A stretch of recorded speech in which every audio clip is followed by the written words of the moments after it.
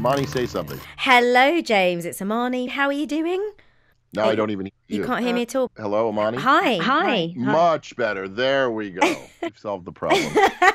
It's all my fault. You've now got me in stereo, James. How do you feel about that?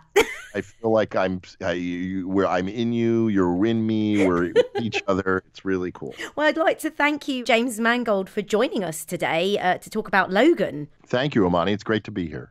Well, let's just start at the very beginning in the sense that could you give us just a quick synopsis of Logan? Because people might be a little bit confused. Where is Wolverine in all of this? Where has his name gone? Oh, please. Is there anyone who doesn't put that together? The reason I'm so exhausted with that is my big fight with the studio to call it Logan is they're like, no one will know what it is about. And I'm like, really? You're going to have claws all over the damn posters. They're not going to know. It's like but yeah, it's a movie about the character you may have known whose name is Wolverine, only his regular name that he goes by in life, was very often Logan. So because we were essentially making a movie about the man and I was trying to be very clear to audiences that we weren't making just another Save the World X-Men movie, I felt like we should call it something different. Plus, I had the challenge that the original one was called Wolverine Origins something, X-Men Origins, some horrible hyphenated, branded, market-tested, blasphemous title. And then the next one was called, very coolly, I thought, the one I did next, The Wolverine. So then it was either going to be, do you call it Wolverine 3, The Wolverine 2, or what always ends up coming up with these big movies, it's just like Wolverine The Last Stand, Wolverine The Very Last Stand, The Age of Armageddon, Wolverine those kinds of titles make me nauseous. So I tend to like less than 8 letters. So Logan fit the bill. I have to say, I agree with you. I love the title. And I think you've probably already heard this, but, watching the film, I felt it was much darker, grittier, more violent. I felt the name reflected the humanistic side of the story rather than the character that we've grown to love, Wolverine, the superhero, action hero. I love the human side of this story. Now, this is obviously what you set out to do, but did you really try to make this film stand out from the rest of the franchise? Well, 2 things. One is, I don't know about stand out, meaning I guess I always hope my films stand out no matter what I'm making, but a Western, a comedy, whatever it is. But I felt exhaustion. I almost didn't make this movie, nor did Hugh, to the degree that neither of us wanted to make another one of those. By those, I mean these kind of save the world, gigantic cities blowing up, galaxies, a villain looking like some kind of 3-headed hydra with strange colored eyes and tubes coming out his back, and a big score pounding you, and new mutants popping up around every corner, and scenes cutting to someone explaining to you the plot line that you barely understand after it's over. I'm over it. I'm over that movie. Whatever that movie is, I'm over it. And on top of that, I'm over the so many characters movies. Like there's now so many superheroes in these movies that if you think about it, the filmmaker only has 120 minutes, and you divide it by 10 characters, and suddenly you got 12 minutes per character.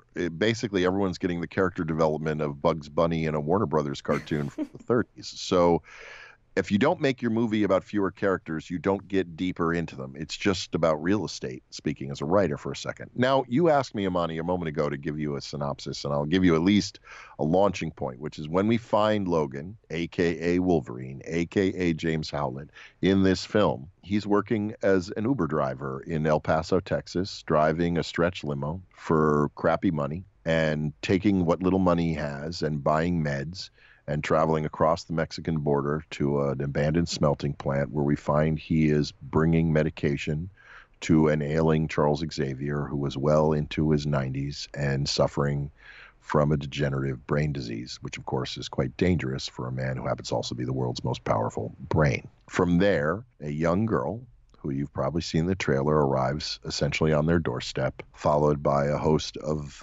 darker characters in pursuit, and what is essentially a road picture with 2 adult and 1 child mutant going on the road and running for their lives is what results. I absolutely loved it. I'm not going to lie to you, James. I too am quite exhausted by the franchises. There's so many of them these days. And I love this character of Laura. I want to talk about her because she's such a key part of this film and the key to the new generation as well. How difficult was it to find this character? She's a very new actress, isn't she? So what qualities did she bring to the role? Well, there's several things. One is her role is based on a series of comic books about a character named Laura Kinney, AKA X-23, who was a genetically created version of Logan in female form as a child. They basically stole Logan's DNA material and manufactured a new Wolverine in the form of a little girl, which they were raising to be a killer. These dark forces looking to create new kinds of soldiers, as it were. I thought the story was really interesting, but I also, as I sat down to figure out what this film was going to be, Hugh and I wanted something, as we said, very different. And as a screenwriter, you think when you're at the earliest stages, you think in very simple terms. So just to kind of start to sketch what it is you're going to do. So the first thing I thought about is, well, what is Logan scared of? What is he really frightened of? He's not frightened of death. He's not frightened of some super bad villain. He's seen them all. He's not frightened of world destruction. He could give a shit. What is he frightened of? Love was the answer to me. He's frightened of intimacy. He's frightened of vulnerability. He's frightened of dropping his guard.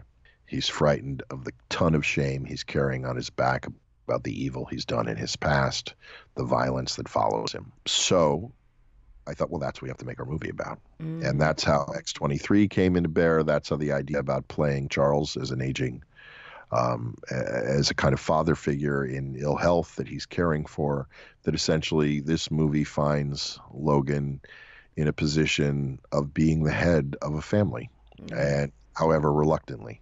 Absolutely. And also, I think that does make him human. He's not afraid of anything else. Those emotions are the things that connect really well, I think, with the audience. I hope so. Yeah, no, definitely. I just want to touch on, we've got a couple of minutes left, but I wanted to touch on the violence in the film. And I think, obviously we've talked about the X-Men franchises and the Wolverine films. These typically have been 12 or a 12A in the UK. But there's obviously a departure from that as well, with this being a certificate 15.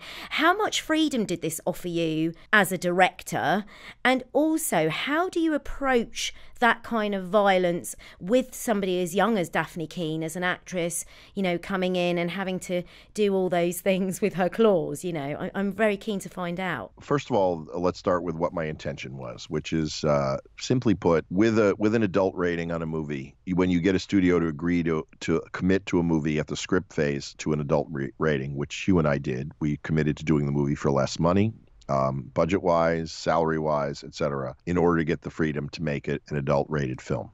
Why? Well, we did want to deliver for fans on one side with the action that they've been wanting to see. When you have a hero with claws, you want to see what those claws can do. So that's A. But there's another level, which is that when you can convince a studio, it's a bit of a business explanation, but when a studio knows a film is going to have an adult rating in advance, and there's no question, and they're not going to try to get you to cut it down because you've already made it contractual that we're delivering an R movie in the States, a 15 for England. This is what we're delivering. A wonderful thing happens, which is, besides whatever violence and naughty words and whatever other sexual references that might happen in the film, there's another thing that happens, which is you're no longer making a movie to sell action figures and T-shirts and Happy Meals and lunch boxes and tiddlywink games and anything else, because you're not marketing to kids anymore.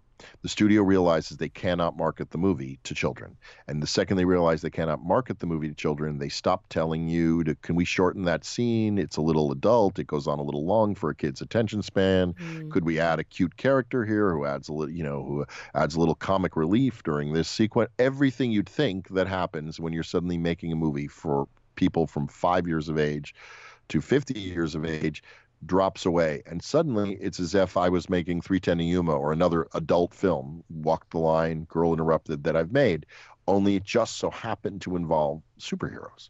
So that was a tremendous freedom for the ideas of the film to be allowed to grow in an adult and sophisticated direction without any worry about losing the attention of people who weren't going to be attending to begin with. The violence in the film with Daphne, Daphne is a amazing young actress. She hadn't really appeared in anything but a brief appearance in a television show, a European television show before this.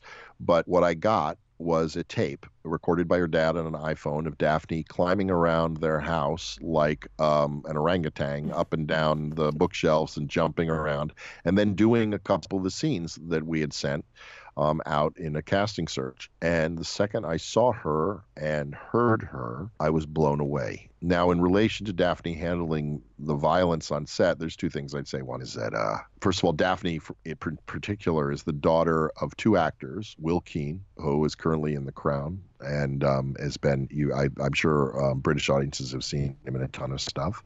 And her mother as well is a Spanish actress.